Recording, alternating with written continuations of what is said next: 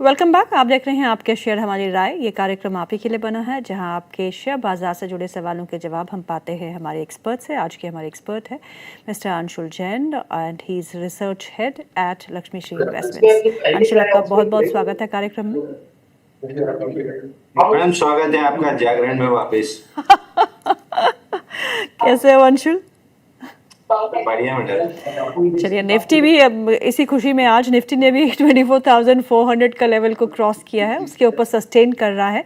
आपको लगता है कि एक फर्म बेस जो है वो निफ्टी के लिए बन चुका है और बैंक निफ्टी में वही दायरा टूटने का संभावना कितनी लगती है आपको?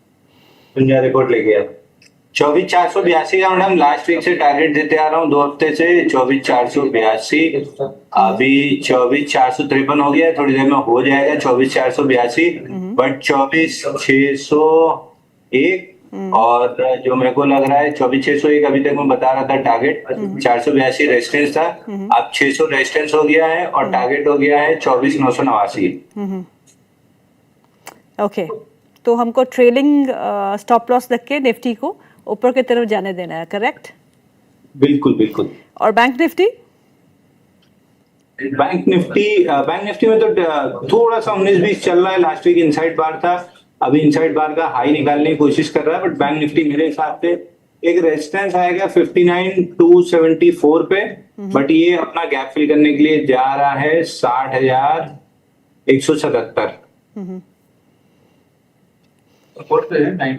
ओके, और आपके चुनिंदा शेयर, पहले तो ये बताइए, जब मार्केट मोमेंटम में होता है तो आपके पास ढेर सारे शेयर होते हैं जिसपे आपको लगता है कि एक अच्छा मूव आना चाहिए, तो पहले तो अपनी लिस्ट बताइए कौन कौन से शेयर। अभी तो मतलब बहुत सारे में बहुत लंबे मूव आ चुके हैं, जैसे आईटीडी सीमेंट, सिम्प्रो, एस्ट्रा माइक्रो, और ये परसों फ्राइडे को एजिस वोपैक दिया था, 25% चल गया। अभी नए में मूव आ रही है फिजिक्स वाला लिमिटेड, यहाँ पे 131, 137 ये रेजिस्टेंस जोन है, इवेंचुअली निकालेगा, ऑल टाइम हाई के लिए जाएगा। उनासा, इतना लोग खून पिए थे, उनासा नहीं चल रहा। आईपीओ बेस ब्रेकआउट के बाद आ गया, पहला टारगेट क्रॉस कर चुका 443 और उसके ऊपर सस्टेन कर रहा है, ऑल टाइम हाई 457 भी निकल जाएगा। तो नए में फिजिक्स वाला लिमिटेड है, और क्या दिया है, लॉयड इंजीनियरिंग आज 86 पे दिया था, 87 पे दिया था। लॉयड इंजीनियरिंग 87 पे दिया था, 90 रुपए का हाई बना के आया है, 92 से 100 रुपए तक जाते हुए दिख रहा है। एक बड़ा बेस ब्रेकआउट आ रहा है जेटीएल इंडस्ट्री में, ये भी डे लो पे आ गया। ब्रेकआउट आते आते नहीं आ पा रहा है पिछले 2-3 दिन से। इवेंचुअली जब ये 85-50 के ऊपर क्लोज करेगा, ये स्टॉक निकल जाएगा करीब करीब 99 रुपीज तक। तो लिस्ट तो बहुत लंबी है अंशुल की, लेकिन हमारे पास भी बहुत लंबी लिस्ट है हमारे व्यूअर्स की जिनको सवाल पूछना है आपसे। बहुत इंतज़ार कराया आपने। चलिए, अब सवाल जवाब का सिलसिला हम शुरू करते हैं। हमारे फर्स्ट व्यूअर है आयुष माथुर। आयुष माथुर बोलते हैं उनके पास यूनियन बैंक है 170, जीएमडीसी है 591 पे, और टाटा मोटर पैसेंजर व्हीकल है 574 पे। Can we average all these stocks 3 साल के प्रोस्पेक्टिव के साथ एवरेजिंग कर सकते हैं? कहते हैं मैं ट्रेडर नहीं हूं अंशुल सर, मैं एक इन्वेस्टर हूं लॉन्ग टर्म। कर लेना चाहिए। मैं यूनियन बैंक में थोड़ा सा रिलेक्टेंट हूँ, मैं बिना स्टॉप लॉस के यूनियन बैंक नहीं करूंगा। 150 रुपए के नीचे मैं यूनियन बैंक से एग्जिट कर दूंगा। और अगर आपको 3 साल रखना ही है तो यूनियन बैंक ठीक है, जीएमडीसी ठीक है, but I would still stick to, मैं पीएसयू बैंक में नहीं जाऊंगा, stick to private sector, private कोई भी इंडस्ट्री या सेक्टर, कुछ भी प्राइवेट में मैं ज्यादा रहूंगा। तो मैं अभी जैसे जेएसडब्ल्यू इंफ्रा पे बहुत बुलिश हूँ और रहूंगा। मैंने अभी जेएसडब्ल्यू सीमेंट खरीदना चालू किया है, तो 3 साल के लिए मैं सीमेंट में ज्यादा बुलिश हूँ। मैंने अभी जेएसडब्ल्यू सीमेंट लिया है, ये ऑल टाइम हाई जा रहा है, आईपीओ बेस कंप्लीट हुआ है। बट आप ये देख सकते हैं, अंबुजा सीमेंट देख सकते हैं, ग्रासिम अल्ट्राटेक देख सकते हैं। सीमेंट स्पेस में रहिए, 3 साल यूनियन बैंक से ज्यादा पैसा आपको सीमेंट दे देगा। ओके, तो सीमेंट स्पेस जो है वो अंशुल को पसंद है। यहाँ पे जेएसडब्ल्यू इंफ्रा के साथ साथ जेएसडब्ल्यू सीमेंट में एक अच्छा मूव आज देखने को मिल रहा है, और साथ साथ में अंबुजा सीमेंट, अल्ट्राटेक सीमेंट, ये सभी स्टॉक्स जो है, जेके सीमेंट, रामको सीमेंट, तो आप सीमेंट स्टॉक पे जो है वो ध्यान रख सकते हैं। अगला सवाल जो है वो है, नाम नहीं लिखा, उन्होंने कहा is it a good time to buy Infosys? क्या ये सही समय है इन्फोसिस को एक्यूमुलेट करने का? देखिए, वैल्यू बायर है तो इन्फोसिस में बहुत होने के लिए मेरे को दिखता नहीं कुछ बचा हुआ है। हालांकि एक बार लग रहा है कि 860 भी आ सकता है, बट मैं मतलब मेरी जो साइकोलॉजी है या मैं जिनसे पढ़ के सीखा हूँ, विलियम ओनील वो कभी वैल्यू बाइंग करते नहीं थे, ना मैं करता हूँ, ना मैं जिनके यूएस इन्वेस्टिंग चैंपियन। मैं एक आपको बहुत सिंपल सा वो तरीका बताता हूँ। ये क्या नाम है, अरे कंजूस का अमेरिका वाले, अरे सबसे ज्यादा पैसा कमाए वॉरेन बफे। मतलब कंजूसी कर करके आपने ये वैल्यू बाइंग कर ली तो एक दो वॉरेन बफे या आपको राकेश झुनझुनवाला मिलेंगे। और Rakesh Jhunjhunwala mind you momentum trader ज्यादा था, इन्वेस्टर कम था। Correct. Same is Radha Krishna Damani.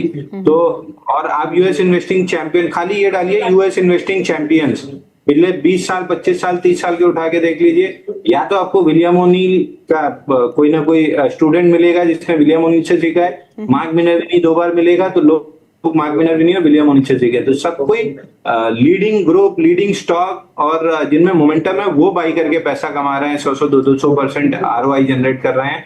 Investing Oliver Gill ने 966% रिटर्न जनरेट किया यूएस इन्वेस्टिंग चैंपियनशिप में। तो सब मोमेंटम वाले ये अप ट्रेंडिंग स्टॉक्स बाई करके किया, ना कि वैल्यू स्टॉक्स बाई करके। वैल्यू स्टॉक 2 साल में चलेगा, 3 साल में चलेगा, नहीं पता। तो जो चल रहा है उस पर फोकस कीजिए ना। प्राइवेट सेक्टर बैंक, अभी मैं आपको बता रहा हूँ, प्राइवेट सेक्टर बैंक का लीडरशिप स्कोर, अगर मैं जो विलियम ओनील का रैंकिंग का मेथड है वो मैंने सारी इंडाइसेस पे डाल दिया है। प्राइवेट सेक्टर का जो निफ्टी प्राइवेट बैंक का इंडेक्स है, 1 महीने पहले 3 महीने की आरएस रेटिंग 24 थी, 20 दिन पहले 20 थी, 10 दिन पहले 27 थी, अभी ये वीकेंड में 46 थी। यानी इसका रैंकिंग सुधर रहा है। यानी अगले 2-3 महीने के लिए आपको कहाँ फोकस करना है? एक इंडिया टूरिज्म में कर लीजिए, एक रियल एस्टेट में कर। 8-9 महीने मैंने रियल एस्टेट किया था। लास्ट वीक से मैं रियल एस्टेट रिकमेंड कर रहा हूँ। प्राइवेट सेक्टर बैंक का सुधरा है, इंडिया मैन्युफैक्चरिंग का सुधरा है, केमिकल का सुधरा है, हेल्थ केयर का सुधरा है, खराब हुआ है मेटल का, एक आईपीओ का, निफ्टी आईपीओ का सुधरा है, लेकिन निफ्टी आईपीओ में बहुत अच्छे कंपोनेंट्स मिले नहीं। तो ये प्राइवेट सेक्टर बैंक पे एकदम फोकस करके रखिए अगले 3-4 में। और प्राइवेट सेक्टर बैंक में जो नहीं चल पाए अब तक, इंडसइंड बैंक वो अच्छा चल गया, एक्सिस बैंक चल गया, आईसीआईसीआई अच्छा चल गया, नहीं चल पाया इंडसइंड बैंक। आज देखिए इंडसइंड बैंक कल ब्रेकआउट दिया फ्राइडे को, आज देखिए 3% का फॉलो थ्रू मूव है। इंडसइंड बैंक पे फोकस कीजिए। ये 1084 में कब से बोल रहा हूँ जा रहा है, आज ब्रेकआउट का, फ्राइडे ब्रेकआउट बना है, आज के सेशन में फॉलो थ्रू एक्शन है 957 के ऊपर। ये मेरे को नहीं लग रहा है 1084 के पहले बहुत जल्दी रुक जाएगा, ये सीधा 1084 जीतेगा। चलिए अगला सवाल ले लेते हैं। अगला सवाल जो है वो कमलेश जी का है। वो पूछते हैं, अंशुल सर मुझे हिताची एनर्जी और जीई वर्नोवा एक्यूमुलेट करना है लॉन्ग टर्म के लिए, क्या करूं अभी? नहीं, मैं दोनों नहीं करूंगा। ये दोनों जी वर्नोवा जी टीएनडी भी ऑलमोस्ट अपने 6th बेस पे खड़ा है वीकली। यहाँ से या तो टॉपिंग आउट पैटर्न बना के शार्प डिक्लाइन आएगी या 1.5-2 साल का एक कंसोलिडेशन आएगा। तो मेरी लिस्ट में कहीं से नहीं है। Same is with Hitachi power India. इस स्टॉक में एक बार आपको दम दिख सकती है, बट लॉन्ग टर्म एक्यूमुलेशन नहीं है। लास्ट लेग ऑफ रैली में दिख रहा है एक वर्टिकल अप मूव आपको 45-46,000 तक मिल सकती है।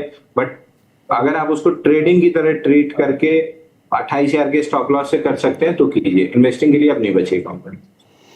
ओके, मनीष शाह का कॉल क्वेश्चन है। वो पूछते हैं गोल्ड टेक के बारे में, gold technology at 80, Anshul sir told to review around 65 और आज इसमें लोअर सर्किट लगा हुआ है, तो क्या करना चाहिए? देखिए एक सवाल इन्हें कल भी पूछा था, 71-72 की जोन में कल लोअर सर्किट था, कल ही आपको निकल जाना चाहिए था, या आज लोअर सर्किट है, एक आध दिन बाउंस बैक मिले तो निकल जाना चाहिए। 72 निकला तो 78 से 80 आएगा। बट ये वो स्टॉक नहीं है जो मैं ट्रेड करना पसंद करूंगा। हालांकि इंस्टीट्यूशन वॉल्यूम सब चीज है, बट ओवरएट 113 हफ्ते में 83% करेक्ट हुआ है, तो बहुत इंटरेस्ट नहीं आ रहा है। ओके, अगला सवाल ले लेते हैं। संगीता जी का सवाल है। वो पूछती है, उनको ब्लैक बक उन्होंने खरीदा है 702 में, 70 शेयर है उनके पास, एवरेज करें या निकल जाए? ब्लैक बक में होल्ड करता, मैं कुछ भी नहीं करता। अगर अगले 2 से 3 हफ्ते में 570 रुपए क्रॉस होता तो फिर मैं बाइंग करने की कोशिश करता 650 तक के लिए। तो अभी तो मैं कुछ नहीं कर रहा हूँ। 570 निकलता है तो एक बार सवाल पूछ लीजिएगा। रोहित जैन पूछते हैं रिलैक्सो के बारे में। उनके पास रिलैक्सो के शेयर है जो उन्होंने 430 के भाव पे खरीदे हैं। पूछते हैं क्या करूं? रिलैक्सो होल्ड करना चाहिए। रिलैक्सो में एक फ्लैग का ब्रेकआउट आया था 357 में, वहां से गया 426 और 4 दिन से पुल बैक ले रहा है। 10 डे मूविंग एवरेज तक पुल बैक हो चुका है। यहाँ से फर्दर आपको अपसाइड मिल सकती है अगर ये ब्रेकआउट देता है। करीब करीब लोअर एंड पे इसका ब्रेकआउट बनेगा, 420 के ऊपर निकलता है, एक बार 480 रुपए तक जा सकता है। ओके, अगला सवाल जो है वो है मिस्टर दत्ता। मिस्टर दत्ता पूछते हैं 6000 शेयर है उनके पास स्पेस डिजिटेक के at the rate of 175 rupees each. 5000 share है उनके पास रत्नावीर प्रेसिजन के at the rate of 145 rupees each. आप की राय चाहते हैं इन दोनों ही स्टॉक्स पे? देखिए, रत्नावीर में तो जो ब्रेकआउट आया था, रीटेस्ट भी हुआ, खराब होते होते ये 2 दिन इसके सही निकाल दिए 17-18 जून, उसके बाद से हायर लो बना रहा है। तो नेक्स्ट लेग में 190-195 में मेजर रेजिस्टेंस प्लेस है, निकलता है तो 240 तक निकल जाएगा। पेज डिजिटेक भी ठीक लग रहा है, हालांकि कल भी ब्रेकआउट फेल किया, आज भी ऊपर जाके नीचे आया है। एक कंफर्टेबल क्लोज 217-220 के ऊपर आ जाती है तो ये ऑल टाइम हाई के लिए चलने की कोशिश करेगा। और दूसरा स्टॉक भी था, अब कॉल दोनों हो गए ना, रत्नावीर होल्ड करना है और ये भी होल्ड करना है। ओके। अरमान जी का सवाल है, वो पूछते हैं PPL pharma buy price 168, view क्या है शॉर्ट टर्म के लिए? पीपीएल फार्मा 178 इस लेवल के ऊपर जाके, सॉरी लेवल रिवाइज हुआ है, 178 181 इसके ऊपर जाके क्लोजिंग करता है तो फिर स्टॉक में आप बाइंग करके चल सकते हैं। शॉर्ट टर्म के लिए टारगेट रहेगा आपका 196 जो स्विंग आई था, उसके ऊपर 220। ओके, संगीता का अगला सवाल है, वो पूछती है E2E और कितना गिरेगा सर, और आधार हाउसिंग का टारगेट क्या होगा शॉर्ट टर्म के लिए? E2E तो हम ऑलरेडी डिस्कस करते आ रहे हैं, 340 के आसपास हमारा इंटरेस्ट आएगा, तब तक के लिए हम अवॉइड करके चल रहे हैं, मतलब बुक कर चुके हैं। आधार हाउसिंग में ब्रेकआउट आया था, बल्कि और 3 दिन की ऑलमोस्ट इनसाइड बार स्वीप करके फिर चला था थर्सडे को, फ्राइडे को। आज थोड़ा सा प्रॉफिट बुकिंग में टाइम लगेगा, ऑल टाइम हाई का ब्रेकआउट है, 1-2 हफ्ते यहाँ पे कंसोलिडेट करता है तो स्टॉप लॉस छोटा हो जाएगा, तब बाइंग में अच्छा इंटरेस्ट आएगा। तो स्टॉप लॉस कहाँ रखना चाहिए? अभी अगर इनके पास है तो स्टॉप लॉस आपका 520 रुपए आएगा क्लोजिंग बेसिस पे, और अगर 2-3 हफ्ते यहाँ कंसोलिडेट कर लेता है तो पिवट ऊपर की तरफ रिवाइज हो जाएगा। ओके, कविता पूछती हैं यथार्थ हॉस्पिटल के बारे में आपका क्या व्यू बन रहा है इस समय? यथार्थ हॉस्पिटल नहीं सस्टेन कर पा रहा है, ये इसकी रेजिस्टेंस जोन 840 850 ये जोन नहीं सस्टेन कर पा रहा है। एक बार इस जोन के ऊपर कंफर्टेबल क्लोज दे दे तो I would be very interested to buy this counter. Okay, Mister Agarwal पूछते हैं SBCL सर का कॉल था, अब क्या करें, प्रॉफिट बुक नहीं कर पाया, 790 के भाव पे खरीदा है। आप वो पिक्चर देखिए, भाग मिल्खा भाग, उसमें गाना है हवन करेंगे हवन करेंगे, शेयर बाजार है, आपको अपॉर्चुनिटी मिलती है शेयर के शिकार की तरह, आप नहीं निकलेंगे तो फिर ऐसे ही रोते बैठेंगे। ट्रेडिंग छोड़ दीजिए, अगर आप एजाइल नहीं है, आपके पास इतनी फ्लेक्सिबिलिटी नहीं है, आप इतनी स्पीड से काम नहीं कर सकते, ट्रेडिंग छोड़ दीजिए, इन्वेस्टिंग में आ जाइए। HFCL वर्सेस स्टरलाइट टेक्नोलॉजीज क्या पसंद है आपको? मैं दोनों नहीं करूंगा। HFCL में अभी कंसोलिडेशन चल रहा है और ये कंसोलिडेशन जब कंप्लीट होगा तब मैं ब्रेकआउट बाय करूंगा। HTL टेक में नहीं करूंगा, बहुत लंबा खिंच चुका है यहाँ पे, मतलब क्लाइमेटिक मूव कभी भी आ सकती है, तो मेरा इंटरेस्ट नहीं है स्टरलाइट टेक में भी। ओके, सानवी का सवाल है एमटीआर टेक्नोलॉजीज के बारे में पूछती हैं, एमटीआर टेक्नोलॉजीज में क्या मैं एवरेज कर सकती हूँ? मेरी by price is 8000 rupees per share. नहीं, एमटीआर अब मैं नहीं करूंगा, ऊपर से जो ब्रेकआउट फेल हुआ है 8400 पे, इसका लिक्विडेशन टारगेट 6150 है। 50 डे मूविंग एवरेज पहला था वो आ चुका, वहीं से आज ये बाउंस बैक आ रहा है। जब भी ये बाउंस बैक फिजल आउट होगा, बल्कि आज लोअर सर्किट भी लगा था इसलिए भी बाउंस बैक आ गया, बट जब भी ये बाउंस बैक फिजल आउट होगा 6180 बेयर मिनिमम टारगेट आना चाहिए। अब एमटीआर टेक मेरी लिस्ट से बाहर हो गया है।